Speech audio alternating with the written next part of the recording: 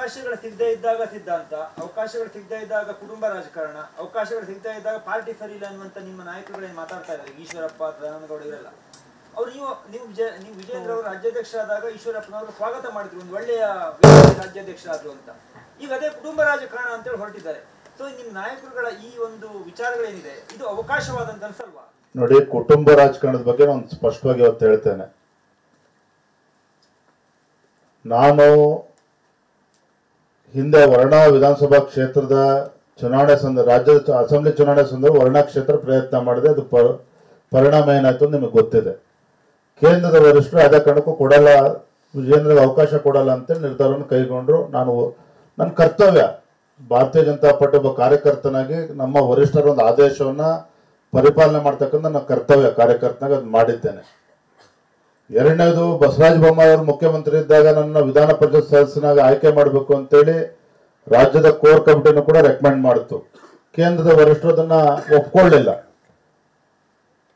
ನಾನೊಬ್ಬ ಭಾರತೀಯ ಜನತಾ ಪಾರ್ಟಿ ಕಾರ್ಯಕರ್ತನ, ನನ್ನ ಕರ್ತವ್ಯ ಅದು. ನಮ್ಮ ವರಿಷ್ಠರು ಏನ್ ಹೇಳ್ತಾರೆ ಅದನ್ನ ಚಾಚು ತಪ್ಪದೆ ಪಾಲನೆ ಮಾಡ್ಬೇಕಂದ್ರೆ ಪ್ರತಿಯೊಬ್ಬ ಕಾರ್ಯಕರ್ತನ ಕರ್ತವ್ಯ, ನನ್ನ ಕರ್ತವ್ಯನೂ ಕೂಡ ಹೌದು. ಆ ಸಂದರ್ಭದಲ್ಲಿ ನನ್ನ ನಡವಳಿಕೆ ಹೇಗಿತ್ತು ಅಂತೇಳಿ ತಾವು ಗಮನಿಸಿದ್ದೀರಿ. ಇವತ್ತು ನಾನು ರಾಜ್ಯದ ಭಾರತೀಯ ಜನತಾ ಪಾರ್ಟಿ ಅಧ್ಯಕ್ಷನನ್ನು ಆಯ್ಕೆ ಮಾಡಿರ್ತಕ್ಕಂಥ ಪಕ್ಷದ ವರಿಷ್ಠರು. ಆ ಸಂದರ್ಭದಲ್ಲಿ ನಮ್ಮ ರಾಷ್ಟ್ರೀಯ ಅಧ್ಯಕ್ಷ ನಡ್ಡಾಜಿ ಅವರು ಏನ್ ಟ್ವೀಟ್ ಮಾಡಿದ್ದಾರೆ ತಾವು ಒಂದ್ಸಲ ಗಮನಿಸಿ. ಅದನ್ನ ವಿಜೇಂದ್ರನ ಯಾಕೆ ಪಕ್ಷದ ಅಧ್ಯಕ್ಷನಾಗಿ ಆಯ್ಕೆ ಮಾಡಿದ್ದೇವೆ ಅಂದ್ರೆ ನಮ್ಮ ರಾಷ್ಟ್ರೀಯ ಅಧ್ಯಕ್ಷರು ಅದನ್ನ ಹೇಳಿಕೆಯನ್ನ ನೀಡಿದ್ದಾರೆ. ಹಾಗಾಗಿ ಇಷ್ಟು ಮಾತ್ರ ಹೇಳ್ತೇನೆ, ನಾನು ಕೂಡ ಕೆಲವು ದಿನಗಳಿಂದ ಪತ್ರಿಕೆಗಳಲ್ಲಿ ಕೆಲವು ಹೇಳಿಕೆಗಳನ್ನ ಗಮನಿಸ್ತಾ ಇದ್ದೇನೆ. ಸಾಮಾಜಿಕ ಜಾಲತಾಣಗಳಲ್ಲಿ ಏನ್ ಚರ್ಚೆಗಳು ನಡೀತವೆ ಎಲ್ಲವನ್ನೂ ಕೂಡ ಗಮನಿಸ್ತಾ ಇದ್ದೇನೆ. ನನ್ನ ಯಾವುದೋ ಒಂದು ತೀರ್ಮಾನ ಅಥವಾ ನನ್ನ ಒಬ್ಬನ ತೀರ್ಮಾನ ಅಲ್ಲ, ಪಕ್ಷದ ವರಿಷ್ಠರ ತೀರ್ಮಾನ. ಆ ತೀರ್ಮಾನದ ಹಿಂದೆ ಪಕ್ಷದ ಒಂದು ಬಲಗೊಳಿಸ್ತಕ್ಕಂಥ ಒಂದು ಕಾರ್ಯತಂತ್ರ ಅಡಗಿದೆ ಹೊರತು ಇದು ಯಾವುದೋ ಒಂದು ಕುಟುಂಬವನ್ನ ಬಲಪಡಿಸ್ತಕ್ಕಂಥದ್ದು, ನಮ್ದೇನು ಹಿಡಿತ ಮಾಡ್ತಕ್ಕಂಥ ಯಾವುದೋ ಒಂದು ಹುನ್ನಾರ ಅದರಿಂದ ಇಲ್ಲ. ಸ್ಪಷ್ಟವಾಗಿ ಹೇಳ್ತೇನೆ ಇದನ್ನ ಹೇಳೋದಕ್ಕೆ ನಂಗೆ ಸಂಕೋಚನ ಕೂಡ ಇಲ್ಲ. ಯಾಕೆ ಹಲವಾರು ವಿಚಾರಗಳನ್ನು ನಾನು ಗಮನಿಸಿದ್ದೇನೆ.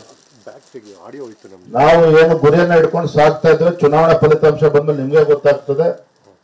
ಯಾವುದೇ ಒಂದು ಕ್ಷೇತ್ರದಲ್ಲಿ ಕಾಂಗ್ರೆಸ್ ಪಕ್ಷ ಲೀಡ್ ಬರೋದಕ್ಕೆ ಸಾಧ್ಯ ಇಲ್ಲ. ಆ ರೀತಿ ವಾತಾವರಣ ನಿರ್ಮಾಣ ಆಗಿದೆ. ಅದಕ್ಕೆ ಕಾರಣ ನರೇಂದ್ರ ಮೋದಿಜಿಯವರ ಜನಪ್ರಿಯತೆ. ನರೇಂದ್ರ ಮೋದಿಜಿಯವರ ಜನಪ್ರಿಯತೆಯನ್ನ ಮತವನ್ನಾಗಿ ಪರಿವರ್ತನೆ ಮಾಡ್ತಕ್ಕಂಥ ಕರ್ತವ್ಯ ಪ್ರತಿಯೊಬ್ಬ ಕಾರ್ಯಕರ್ತರು ಸಹ ಇದೆ, ನನ್ನನ್ನು ಸೇರಿ ಅದನ್ನ ನಾವು ಯಶಸ್ವಿಯಾಗಿ ಮಾಡ್ತೇವೆ.